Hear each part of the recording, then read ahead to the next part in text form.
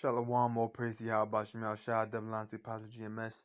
This is Anna Allah coming at you another video, and I'm going to continue from where I left off at. Instead of reading from verse 20, I'm reading from verse 27.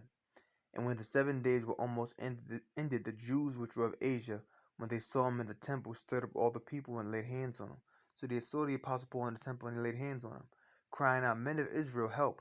This is the man that teacheth all men everywhere against the people and the law in this place. So he was teaching against the people of Israel, against the law, and against this place, the temple. In other words, telling them that they no longer have to keep the laws, which the Apostle Paul was never saying. And the Apostle Paul is saying that the laws is not what's going to give you salvation, but rather faith in Yahweh Shai, the one the world called Jesus Christ, is what's going to give you salvation. Belief in him. And further brought Greeks also into the temple, and have polluted this holy place. For they had seen before with him in the city Trophimus, an Ephesian, whom they supposed that Paul had brought into the temple. So they saw the Apostle Paul with this Ephesian named Trophimus, and they supposed that the Apostle Paul had brought him into the temple. But why would it say he brought Greek into the temple and had polluted this holy place? What would be the big deal about that? Okay, first I'm gonna go to the word Greek here. See what it says. See what it says here.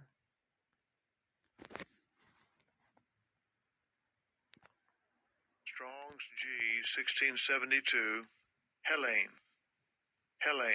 Hellene.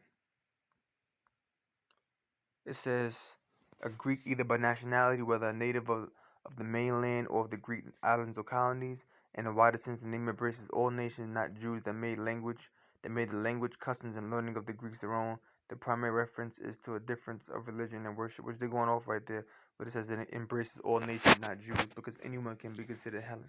That's why during the period of the Greeks, you had something called Hellenism, which the word Hellen is the Greek way of saying Greek. And that Hellenistic era was when the Greeks were going around and Hellenizing all of the various lands that they conquered, bringing Greek customs, practices, and traditions to them. And they did the same thing to the children of Israel. So yes, Jews can be Hellen as well. You had Jews that were Jews. They were actually Jews, actual Israelites, but they were keeping the customs, practices, and traditions of the Greeks. So let's go back to that verse right there, verse 28. It says, crying out, Men of Israel, help! This is the man that teacheth all men everywhere against the people and the law and this place, and further brought Greeks also into the temple and had polluted this holy place. Why did it say he polluted the holy place? They saw him with Trophimus and Ephesians in the city, and they assumed that they supposed that the Apostle Paul had brought him into the temple. But why would that be such a big deal? Why would it say that polluted the place? Let's get into that. Now this is from imj.org or Israel Museum, Jerusalem. It says, no further shall enter Greek inscription forbidding entry to the temple. This is what's called a temple warning inscription. And that's what it says. It says, no foreigner shall enter. And it says Greek inscription forbidding entry to the temple. Let's read a little bit more. Okay, it tells you the size of it and everything. It tells you the height in centimeters, width. I believe that had to be centimeters. Height, width, and diameter. It says Jerusalem, Herodian Imperial Limestone. This fragmentary sign bears warning, the full text of which reads, no foreigner shall enter within the forecourt and the balustrade around the sanctuary. Whoever is caught will have himself to blame for his subsequent death. It was one of many similar signs set into the partition around the temple that divided between those areas allowed to all and the sanctified area into which only Jews were permitted. The fragment is one of the few remains from the second temple enclosure. In this balustrade, at regular intervals, stood slabs giving warning, some in Greek, others in Latin characters, of the law of purification, to wit, that no foreigner was permitted to enter the holy place. And this is in Flavius Josephus' Jewish War, book 5. I believe that had to be book 5 right there. So this is what that temple warning inscription says. No foreigner shall enter within the forecourt and the balustrade around the sanctuary. But what is a balustrade? Let's see what that is. What is a balustrade? We don't know what that means. Let's see what that means. Balustrade. Balustrade, a railing supported by balusters, especially an ornamental parapet on a balcony, bridge, or terrace. Let's see if we can get an image of that. See this right here? This right here is what you call a baluster. See, it says baluster right here, and it's an arrow pointing to it. That is a baluster. And this whole thing here would be considered a balustrade. Let's get another image of that. Here's a more modernized version. You see right here? This here is a banister. This here is a baluster. And this right here, the entire thing would be called a balustrade. Okay? So this is a balustrade. That's why here it says balustrade is a railing supported by balusters. Wasn't that image a railing supported by balusters? Yes, that's a balustrade. You have the banister, the baluster, and you have the balustrade. So now we know what a balustrade is. Now let's go back to that document, that article. So it says, no foreigner shall enter within the forecourt in the balustrade around the sanctuary. So you have balustrades that were around the sanctuary. And whosoever is caught will have himself to blame for his subsequent death. It was one of many similar signs set into the partition around the temple that divided between those areas allowed to all and the sanctified area into which only Jews were permitted. The fragment is one of the few remains from the second temple enclosure. And it says, in this balustrade at regular intervals stood slabs giving warning, some in Greek, others in Latin characters of the law of purification. To it no foreigner was permitted to enter the holy place. So you had at regular intervals, distances apart, you had these slabs that you see here, which indicated that no foreigner was to enter the forecourt and the balustrade around the sanctuary, and whosoever that is caught will have himself to blame for his subsequent death or for his following death. And these were one of many similar signs set into the partition around the temple. So there was a partition or a wall that was around the temple where you would have these signs set, where you would have these temple warning inscriptions set, like we just read here, telling people no foreigner shall enter. And remember, it said it was in Greek and it said it was in Latin. So let's read a little bit more about that. This is from WatchJerusalem.com. It says, the temple warning inscriptions. Closest thing to the temple we have. The 150th anniversary of finding the closest confirmed temple artifacts. See it right there, it says temple warning inscription. And this is from August 2021, so this is a few months ago. Solomon's temple, the first temple, and Herod's temple, the rebuilt second temple, which the second temple became to be known as Herod's temple, which there were certain modifications. This is during the reign of this is the period of the Herodian dynasty period. So it became known as Herod's temple or the Herodian temple. So it says Solomon's temple, the first temple, and Herod's temple, the rebuilt second temple, were two of the finest constructions of the ancient world, and the pride of those that worship there. Today, however, as a result of numerous invasions and conquests over thousands of years, almost no definitive artifacts or architecture of the inner temple complex remains. Jerusalem, after all, has been one of the most repeatedly besieged places on earth. No definitive artifacts, that is, besides two remarkable stone inscriptions from Herod's temple, according to David Meverach, senior curator at the Israel Museum. These stones are the closest thing to the temple we have. They are known as the temple warning inscriptions. These inscriptions are particularly special because they were well documented by eyewitnesses to the temple in classical antiquity. The 1st century CE Jewish historian Josephus described an inner courtyard stone border wall containing inscription ashlars at equal distances from one another. Remember, it said intervals, declaring the law of purity, some in Greek and some in Latin letters, that no foreigner should go within that sanctuary. Wars of Jews, that's a writing of Josephus. He further mentioned this warning in his book Antiquities of the Jews, an inscription which forbade any foreigner to go in under pain of death. This low border wall separated the holy court from the unholy. The 1st century philosopher Philo also wrote of this prohibition, and tells you that right there. I was beginning to go into that as well, but I might go into it later, into this lesson. In the New Testament, the Apostle Paul was accused of violating it, himself a Jew but accused of bringing a Gentile with him, and he narrowly escapes death. Acts 21, 26, verse 32. The Mishnah Tractate Midoth, which that goes into like the Talmud. Okay, like Mishnah means like to study, repetition, and Midoth is like an area surrounding a temple. Okay, but all of that just goes into that's the Talmudic stuff, so we're not even gonna go into all of that. Quotes eyewitnesses to the layout and measurements of the temple in the decades following its destruction. It has particulars about the Soreg wall that contained these stones. We'll get into that too. Exactly 150 years ago this year, those writings were dramatically brought to life. In 1871, the famous French archaeologist Charles Simon Clermont Ganneau discovered a large ashlar stone bearing a slightly damaged Greek language inscription. The stone was found in secondary use, having been repurposed for a building just outside the Gate of Darkness on the northern end of the Temple Mount. The 7-line coined Greek inscription was as follows. This is what it said in Greek, and this is the translation in English. No foreigner is to go beyond the balustrade in the depth of the temple zone. Whoever is caught doing so will have himself to blame for his ensuing death. The discovery was an exciting one, finally a clear remnant of inner temple architecture. Unfortunately for the later state of Israel, the Holy Land at that time was under control of the Ottoman Empire, part of an area known as Ottoman Syria. As such, the temple warning inscription was whisked away to Turkey, as with other important artifacts such as the Siloam inscription and an ill-fated Jeroboam seal, where it remains on display to this day.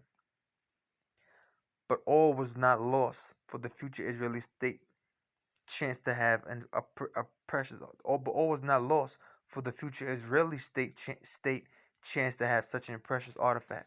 So, the first artifact was whisked away into Turkey because when it was found in the 1800s, it was in control of the Ottoman Empire in the area known as Ottoman Syria. But what does it say here? But all was not lost for the future Israeli state chance to have such a precious artifact. In 1935, another stone inscription was found. This one was much more fragmentary, but contained enough of the Greek inscription to note it as a match for the earlier discovery. It was another of the same Soreg wall stones bearing precisely the same message. This item was found in secondary use in a tomb just outside the Lion's Gate, northeast of the Temple Mount. It is currently on display in the Israel Museum in Jerusalem. Traces of red paint remain inside the grooves of the letters, meaning that in their original state they would have stood out in stark warning contrast as a stop sign, as shown in the earlier image in this article. So in the grooves of these letters, or these characters, it was in red. And you know, red is like a stop sign. Red is the color of a stop sign. So it would be in red to signify to people to stop. Okay? Other inscriptions and beautiful architectural fragments have been discovered relating to the general temple area. However, the exact original location and nature of these artifacts is unclear. The temple warning inscriptions remain the closest confirmed, placeable, reconstructible, central thing to the temple we have, representing actual tangible parts of Herod's second temple complex. Professor Jonathan Price of Tel Aviv University commented that the level of destruction on the Temple Mount was so extensive that it's lucky we even have those fragments. In a way, these inscriptions warning against entry to the temple carry a sad poetic irony, pointing to a temple that indeed can no longer be entered in the restricted status, albeit under rather reverse circumstances that continue to this day. Okay? And they got a passage from Ezekiel right there. So that's good on that. So we kept running across this word here called soreg. We kept running across the term soreg. What does soreg mean? Now this right here is from Torah.org. I'm gonna go right to the point. You can see the title here. It says Hanukkah, the Chill, and the Soreg. It says at the heart of the Hanukkah story. I'm gonna jump right down to the point. It says, in these upcoming classes, we will explore the connection between the physical structure of the Second Temple and some of the core elements of the Hanukkah story. Now, I literally just found this just now. Standing at a distance of 10 cubits outside the walls of the courtyard, on all four sides was a low wall half a cubit high. This wall, as well as the area between it and the courtyard walls, was referred to as chiel. A wooden lattice-work fence, 10 handbreadths high, was built atop this wall and was called the soreg. The purpose of the wall and the fence was to mark the point beyond which no one contaminated with corpse, tumor, or any non-Jew could pass. Archaeologists have discovered one of the marker stones from the chiel, and the inscription written in Greek reads, "Any foreigner who passes beyond the wall and fence surrounding the temple has only himself to blame for the act that his death will follow." So we have a distance now. We know it said it said intervals away. So we got a distance standing at a distance of 10 cubits outside the walls. So 10 cubits outside the wall, you had this area between the courtyard walls. And 10 breadths high was a wall called the soreg. A soreg is basically like a low wall. That's what a soreg is. It's a low wall. Okay? And when you go back to this article here, right? When you go back here, what does it say right here? It tells you going into this slab right here, it says what? It was one of the many similar signs set into the partition around the temple that divided between those areas allowed to all and the sanctified area into which only Jews were permitted. So you see right here it says partition. And it says it was set into the partition around the temple that divided those areas allowed to all and the sanctified area where only the Jews were permitted. So guess what? A partition was a wall in between what? Where the Jews could enter and where others could not. That's the reason why when you go to the book of Ephesians, the Apostle Paul said what? Yahushua had broke down that middle wall of partition. Because in the temple, the second temple, which became known as Herod's temple, there was a partition wall, or a middle wall. And on one side of this wall, guess what? On one side of this wall, you had places where only the Jews could enter. And the other side of the wall, if you wasn't allowed, you had to stay on that other side. So it was a middle wall, or a partition wall, or a low wall, soreg, that was in between the two. Let's see if I can get an image of that. See? It says possibly the remains of the soreg, the wall of separation of the temple. So we have the idea. So now we know that. So we know a soreg is a wall of separation. We understand that. Okay? We understand that. Now let's go a little bit more into this. Some documents on this. Alright, it's from librarybrown.edu. As a matter of fact, here's what I'm gonna do. Let me go back. Now, what it is that you just saw, that website, I'm going to read that from my other phone because I want to be able to read it as well as show you at the same time. So from that very website, librarybrown.edu, it says, "Keep out for the sake of all that is holy, a temple warning inscription." Lauren Monteith, August 3rd, 2017. Okay? So I can open that up in another page. Keep out for the sake of all that is holy. Alright? It says, "Remember the scenes from Jesus Christ Superstar and Life of Brian, in which the bustling marketplace on the steps of the Temple of Jerusalem incites the protagonist to rage? These scenes remind us that the temple was more than just a place of religious activity. It was also a bustling community center serving Jews and non-Jews alike. This was especially true after the restorations of Herod the Great, the Judean ruler who was a client king of the Roman Empire from 37 to 4 BC. Herod earned his epithet the Great by spearheading a number of ambitious building projects, all of which were colossal in scale. 18 years into his reign, Herod began his greatest project, a vast addition to the Temple of Jerusalem. Construction continued 46 years, from 19 BCE until 27 CE. The temple was already the crowning jewel of Jerusalem and the hub of the city's economic activity. Herod's expansion remodeled the temple's fortress and appended a royal portico for hearing cases and conducting official business, as well as a large secular forecourt for commercial activity. These additions, give me 1 second. These additions to the temple showcase Herod's power and the city's wealth, while making the temple itself an even more magnificent center for the city of Jerusalem. As you might expect, Herod's additions created a problem for pious Jews. Wealth, commerce, and power are not always compatible with holiness. If you were a pilgrim arriving at the base of the Temple Mount on the east, you would first pass through a gate delineating the temple complex. This gate would lead out into the midst of the court of the Gentiles, the site of Herod's colonnade and marketplace. As its name implies, the court of the Gentiles was accessible to Jews, Gentiles, foreigners, and ritually impure. And what's the court of the Gentiles? Right here. You see right here it says court of the Gentiles. See what it's pointing to? This is the court of the Gentiles. It says right here on your screen, it says the court of the Gentiles was the area between the soreg and the outer walls of the early square Temple Mount. See right here, soreg, it points to where it's at, low wall.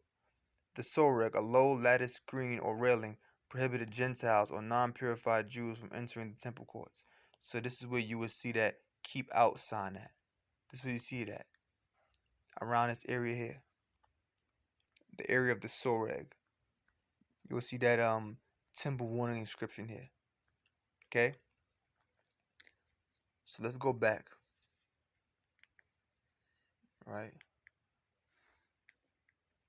Give me 1 second. This phone acting up a little bit. Alright? It says, where was I? Oh yeah. As its name implies, the court of the Gentiles was accessible to Jews, Gentiles, foreigners, and the ritually impure. Here you could mill about, exchange money, and even buy doves or oxen. Judaism at its time regarded images as forms of idolatry, and coins with images had to be exchanged for temple currency.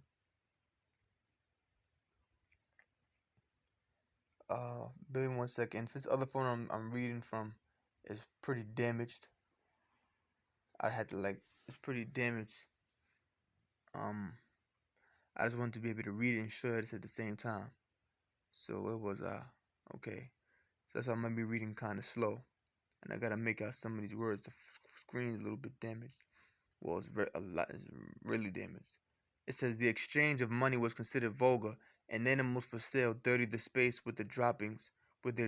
Clearly, this secular and ritually impure space was incompatible with the function of the temple as the Jews' holiest place of worship. So, of course, this would be the particular area where the Gentiles would be allowed to come about, because after all, this is the area where they would sell oxen or doves and things of that nature. Animals would dirty up the place. They would have their droppings on the floor, so you couldn't have that in the holy place, could you? Of course not. To satisfy both the interests of the temple worshippers and those who profited from the temple's secular functions, Herod's builders erected strict physical boundaries separating the holy inner sanctum of the temple from the bustling marketplace. A low wall of peribolos demarcated the beginning of the sacred or agios area of the temple. The sacred area included all the temple's oldest section built by King Solomon in the 10th century BC. So let's look at this image here. We see right here it says the triple gate and its stairway, a count's house for legal proceedings, a ritual bathhouse for pilgrims to cleanse before entering the temple precincts, the double gate and its monumental stairway. It's a lot of different things here. Robertson's Arch and its massive stairway led from the Tyropion Street below up to the Royal Stoa. It's a lot of good things here, information there. You don't gotta read every last one. I'm just gonna go to these different ones on the screen so that y'all brothers can see it. But you read that word parabolos. Let's see what that's talking about. This is an example of a parabolos, a wall surrounding a temple. That's a parabolos. The Babylonians had parabolos. Um, People all over the world throughout antiquity, throughout the ancient world, even today, have a parabolos. See if I can get a little bit more on that. Check this out. Parabolos. In ancient Greek and Roman architecture, a parabolos was a court enclosed by a wall, especially one surrounding a sacred area such as a temple, shrine, or altar. This area, however, is not a necessary element to these structures, since those built early only included markers to indicate imaginary boundaries. So we know what a parabolos is. So let's go back to those images. And remember when we read here, it said Herod's builders erected strict physical boundaries separating the holy inner sanctum of the temple from the bustling marketplace. And this is where these boundaries were, where this soreg is located. This is where these boundaries were. These are the boundaries. And this is the court of the Gentiles. This is that middle wall of partition. Okay? That was broken down. But it was broken down so that there would be no longer anything separating the Jews from the Hellenistic Jews, meaning the Israelites who were keeping the customs and practices and traditions of their fathers, from those Israelites that was keeping the customs, practices, and traditions of the Greeks, who were being called Gentiles, because they were in that Gentile state of mind, keeping their practices and traditions, worshiping their gods, so on and so forth. And let's continue reading in this article here, and I'm going to get another image, Lord will. It says a series of keep out signs both in both Greek and Latin were posted along this wall at regular intervals to warn away those who were non-Jewish and thus unfit to enter the sacred place. Two of these keep out signs have survived to the present day. The most complete of the two, discovered on the Temple Mount in 1871, reads, "No alien may," and we saw that one on that other page we went to. The square block, not the first one we went to, the other page that we went to, but we saw the one with the red writing. In 1871 reads, "No alien may enter within the balustrade around the sanctuary and the enclosure. Whoever is caught on himself shall be put blame for the death which will ensue." The fact that the signs were written in Greek and Latin but not in Hebrew, the local vernacular, or Aramaic, the regional language, reflect the fact that the signs explicitly target foreigners and not people from the immediate vicinity. Even those who were non-Jewish, the language of the signs also suggests that they were put up by rulers representing the Roman Empire and Hellenic influence instead of by the temple priest. Okay? Now let's get some more images. Here's another one. It says, if you were to continue beyond the low wall with the keep out signs, you would enter a small forecourt, or trufactos. Like I said before, this phone I'm reading from is a little bit damaged, so trufactos, Truphakhtos, a small forecourt or trufactos, and ascend a staircase of 14 steps leading up to the beautiful gate. So boom, this is the Gentiles' courtyard right here. Once you go past these keep out signs or those temple warning inscriptions, you will go up 14 steps to what? The beautiful gate, or the gate of beautiful. Remember that in the book of Acts? The man that sat at the gate of beautiful, remember that? Okay? What was that, Acts the 3rd or 4th chapter? Okay? And it said, which was set into a high wall. Passing through the beautiful gate, you would arrive at a large forecourt called the Court of Women. And then when you went through there, you would go into the Court of Women, or what? You go into the Court of Women, or the Women's Court. As a matter of fact, you can look right here. The Court of Gentiles outside, and then right in there, the Women's Court. So let's go back. And this is the reason why I wanted to read it from the other phone while I'm showing y'all this picture so y'all can get an idea. This court was accessible to all ritually pure Jews, both male and female, but women could not go no further into the temple's holier places, holier spaces. Here you could deposit a tithe using special coins which lacked an engraved image. If you were male and wanted to make a sacrifice, you would be free to exit the Court of Women and pass beneath the elaborate Nicanor gate to an even holier courtyard. So you will pass the Nicanor gate and you'll go to an even holier courtyard. So you have right here the Gentiles courtyard, and you have these soregs that will be here, which will have these temple warning inscriptions saying that no foreigner can enter. And then you go up 14 steps to the Gate of Beautiful. And when you went through the Gate of Beautiful, you will have the woman's courtyard. And if you're male, and if you are pure, and you want to make a sacrifice, guess what? You will go even further up. And where would you go? Through the Gate of Nicanor. Now remember, this is the second temple, but what happened was you had Herod who constructed different things and added certain things. Because of course, the temple that Solomon built, there was no gate called the Gate of Nicanor. Okay?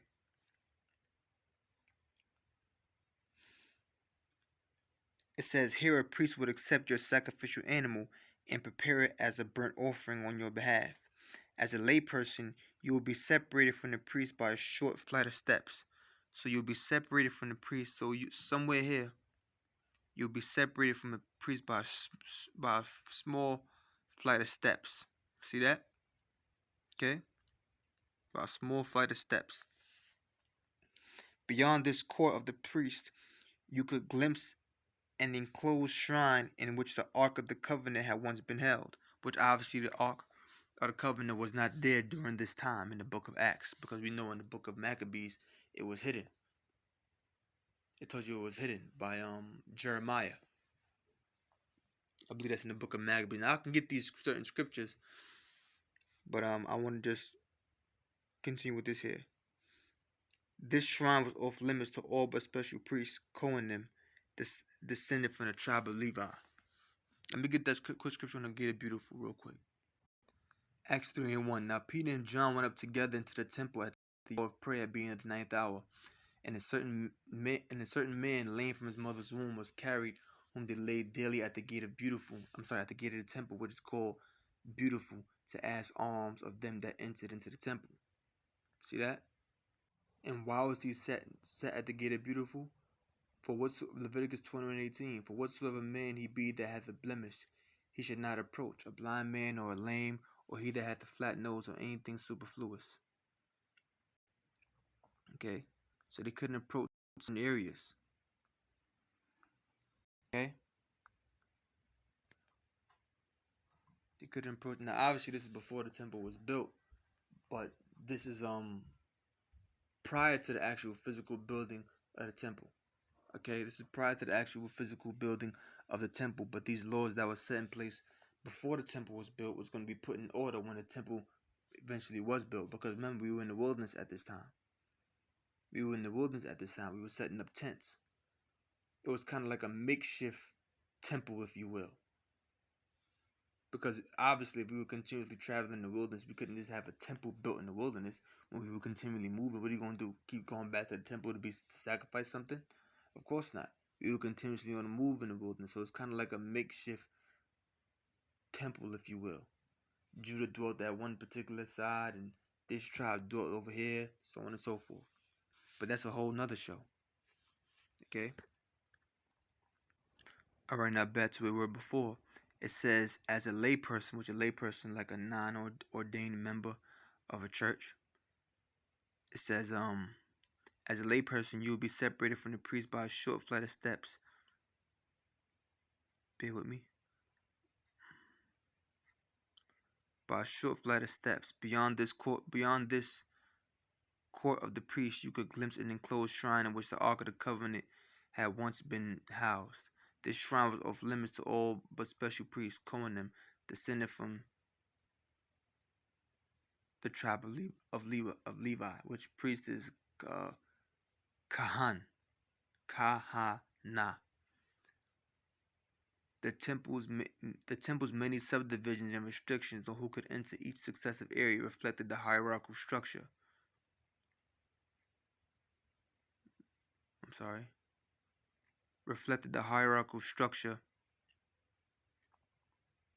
Of Jewish society at that time, or Israelite society at the time. These hierarchies were based on ritual and genealogical purity. The highest priest traditionally traced his paternal ancestry to Aaron, brother of Moses, and followed a strict regimen of religious laws, or spiritual laws, or Mosaic laws. As a result, he alone could access the chamber once housing the Ark of the Covenant. As an ordinary Jew, you would trace your lineage to one of the 12 tribes of Israel and submit to all the requirements of ritual purity. Barring special circumstances such as recent contact with the corpse, you would be pure enough to enter the holy areas of the temple, but not qualified to enter the most sacred inner sanctum. It is interesting that the two extant temple warning inscriptions conflate genealogical purity with ritual purity. The temple warning inscription forbids those born elsewhere from entering the holy area of the temple. Like who? Israelite foreigners. And anybody that was an Israelite. But as one scholar points out, the alien was not excluded because he was alien. Any foreigner devoted to the worship of God was on the same footing with a native Israelite. That's not true. Only if you're an actual Israelite. Instead, because the Apostle Paul was from Tarsus, Cilicia. He wasn't from Jerusalem. And the Apostle Paul speaks about the Apostle Paul going here in Acts the 21st chapter, coming to the temple. Instead, the inscriptions most likely refer to those who did not observe the Jewish faith and were ritually impure. Interpreted strictly, a prohibition against those born elsewhere would be discriminatory against diaspora Jews, but we know that the temple was the epicenter of pilgrimage. Oh, come on, man. There you go right there. It says the Jewish faith and were ritually impure. Interpreted strictly, a prohibition against those born elsewhere would be discriminatory against diaspora Jews, dispersed Jews scattered among foreign nations. But we know that the temple was the epicenter of pilgrimage, meaning what? You had Jews from all over that would make that pilgrimage over there. Scholars suggest that the specific word used in the temple warning inscription probably follows the terminology of Greek sacramental cult and is inappropriate in the context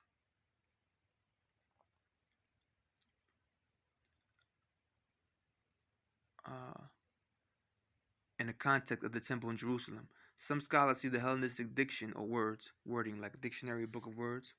Some scholars see the Hellenistic diction of the inscription as another indication that the keep out signs were put up by heralds officials instead of by the Jewish priests themselves. So they're saying that these were put up by heralds officials, not necessarily by the Jewish priests, or not necessarily by Israelite priests themselves. So whatever context they had of foreigner was not necessarily the same as the context that the Israelites had of foreigner, because that's why I said it was written in Greek and it was written in Latin.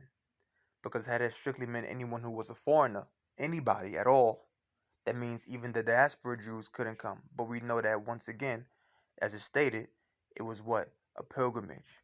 So you had Jews of the diaspora who would make their pilgrimage over here, who would come over here. For example, that is the Apostle Paul. Finally, what are we to make of the keep out signs threat of a death penalty? Similar warning inscription at holy sites through the Mediterranean usually threaten a fine instead of a harsh physical punishment, and there is no legal language specifying the punishment. Some scholars suggest that the threat of death is karmic instead of, like in other words, karma, which karma that's a Hindu that's from Hinduism.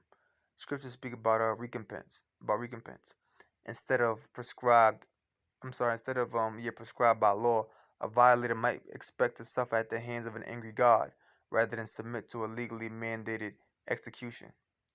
The irony is that those who do not worship the Jews' God are assumed to fear this God's punishment.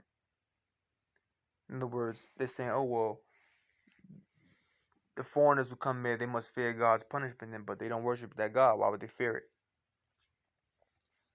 So they're saying, well, maybe it wasn't actual legal punishment. Maybe it was if you cross this path, you'll be punished by God. But then again, they're saying, well, these foreigners, why would they even be afraid? They don't even worship your God. That's just what that particular statement there means. Another possibility is that violators will be punished by the community in the form of lynching or stoning. See, that's another possibility, and that takes you to what? The Apostle Paul situation. Okay? See if I can get some more. There's a lot of other good stuff here.